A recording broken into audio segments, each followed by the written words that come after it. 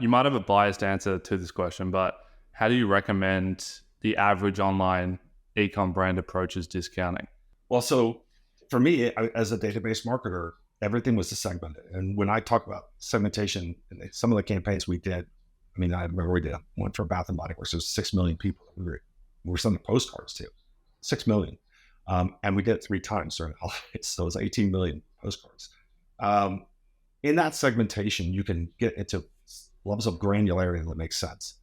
And so like, you're trying to get people to improve their performance. There are customers that are improving in value on your portfolio. There are customers who are stable year over year. They've spent the same. There are customers who are declining. Last year they spent 100, this year they spent 50. There are customers who are gone. There are customers who are new, and customers who reactivate. 6 portfolios in your business.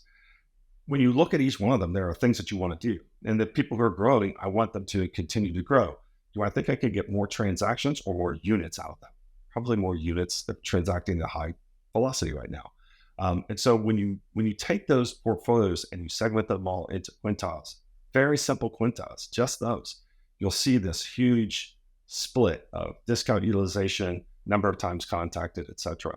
So what you do is you use those tools to say, I'm going to get like 2 transactions a year out of Bargain Savvy.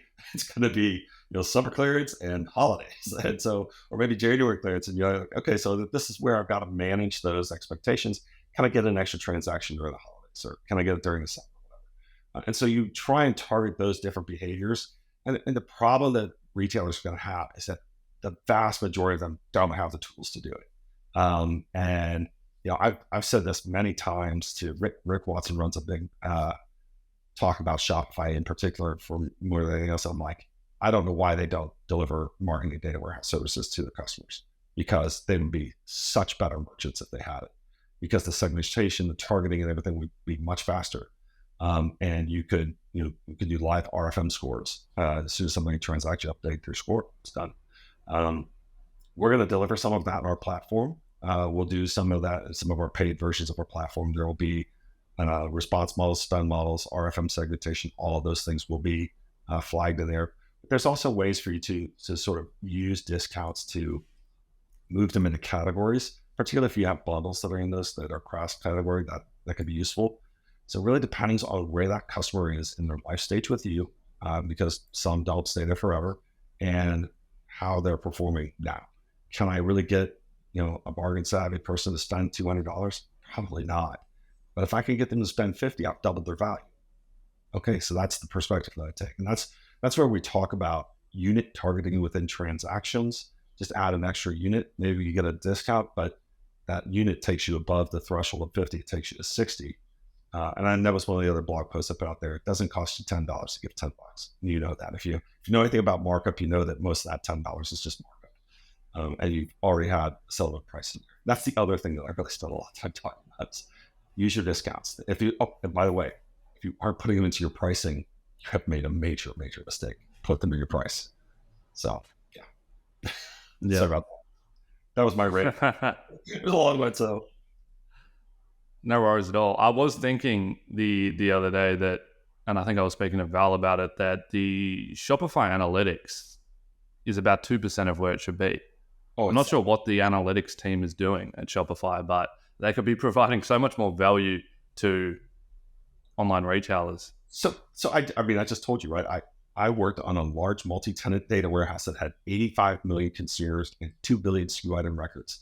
They have 5 times the size of that.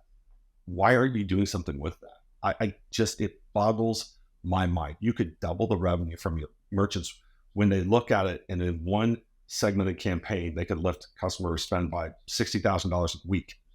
Pays for the whole thing. It boggles my mind that they haven't figured out, because they have all the data, and it's in a multi-tenant environment already. So I'm just like, how have we not figured this part out yet? So, there's other interesting things that they're tagging on, but the data is already there. I'm surprised that they haven't done it yet, because that would have real value, particularly when they go after enterprise, when you can give them insights. I mean, I could drop 20 different reports on them and one in particular that when they see it, they're like, oh my God. And it's the customer portfolio management that we do. When I show that to people, they're like, how did you do that? It's magic. And so it's simple segmentation. I don't do things that are really super complex. Most of it's pretty simple segmentation. So. But yeah, Shopify analytics. Sorry, Shopify. Not very good. That's the things. But I don't think any of them do well, to be honest with you. I haven't seen one where I went, damn, that was good. I did see, before Looker was bought by Google, I actually looked at Looker to embed it into a digital application. That tool was amazing. I was like, you could segment, you could write reports, and you could send those over to Google Analytics as an audience right from the reporter. I was like, oh, I think it's cool. And that's not what's embedded there now. So that part's gone. Yeah. It was a cool tool.